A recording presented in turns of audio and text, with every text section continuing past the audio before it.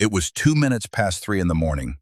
The car pulled into the parking lot of El Indio, a nightclub on the outskirts of Medellín. 4 men inside. One of them had spent the evening being told to go home. His friends had warned him. His family had begged him, but he had refused. He had written a letter that morning, a letter to an entire nation, and he believed in what it said.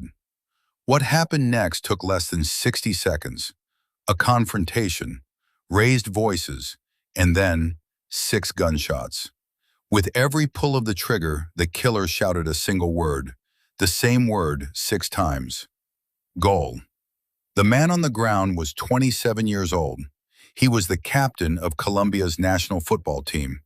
His name was Andrés Escobar. They called him El Caballero del Fútbol, the gentleman of football. In a sport defined by aggression, Escobar was an anomaly, a defender who rarely fouled, who played with an almost old-world dignity. He captained Atlético Nacional to Colombia's first-ever Copa Libertadores title in 1989. He was educated, thoughtful, soft-spoken. In a country being eaten alive by violence, Andrés Escobar represented something else entirely: decency.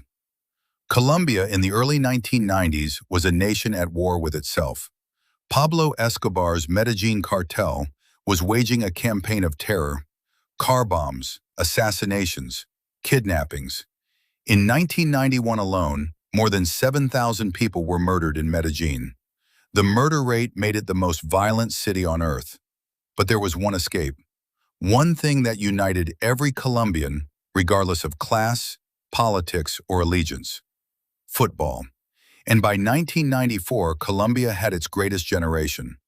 Carlos Valderrama, Faustino Asprilla, René Higuita, Andrés Escobar.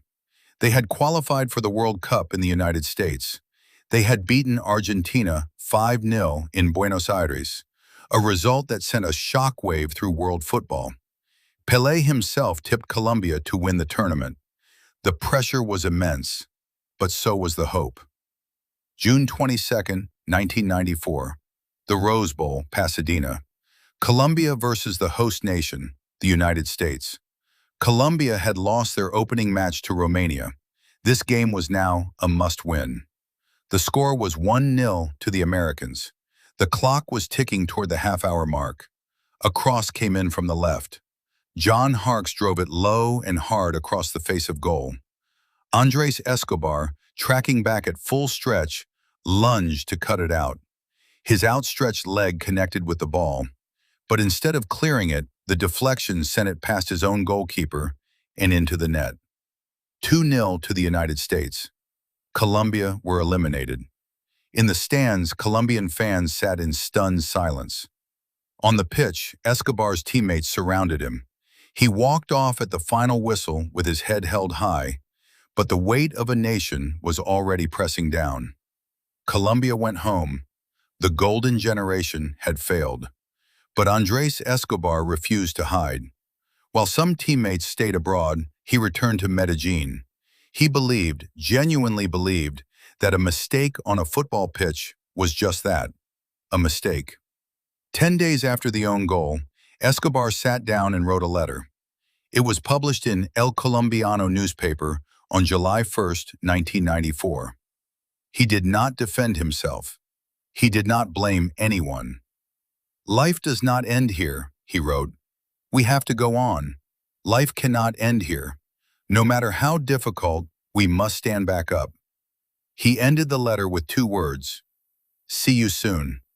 That night, against the advice of his friends, his fiancée, and his family, Andrés Escobar went out. He wanted to show people he was not afraid. He wanted to show Colombia that he still believed in the country he had represented. He went to El Indio nightclub with 3 friends. He stayed for several hours. By 3 in the morning, he was walking to his car. Humberto Castro Muñoz was the man who pulled the trigger. He was a bodyguard for a wealthy cattle rancher with links to the cartels. The motive was never proven beyond doubt. Some say gambling losses. Others say cartel retaliation. Still others say it was simply the toxic fury of a nation that had invested its soul in a game. What is certain is this: Andres Escobar was shot 6 times. He died in the parking lot. He was 27.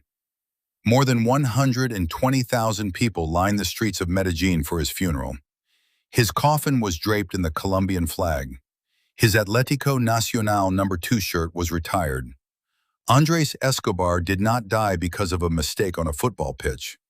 He died because a country had tied its identity to a game, and for one terrible moment, the collision of football, cartels, and wounded national pride became lethal. Every year on July 2nd, Colombian football pauses to remember him. His letter, "Life Does Not End Here," became a rallying cry for a generation.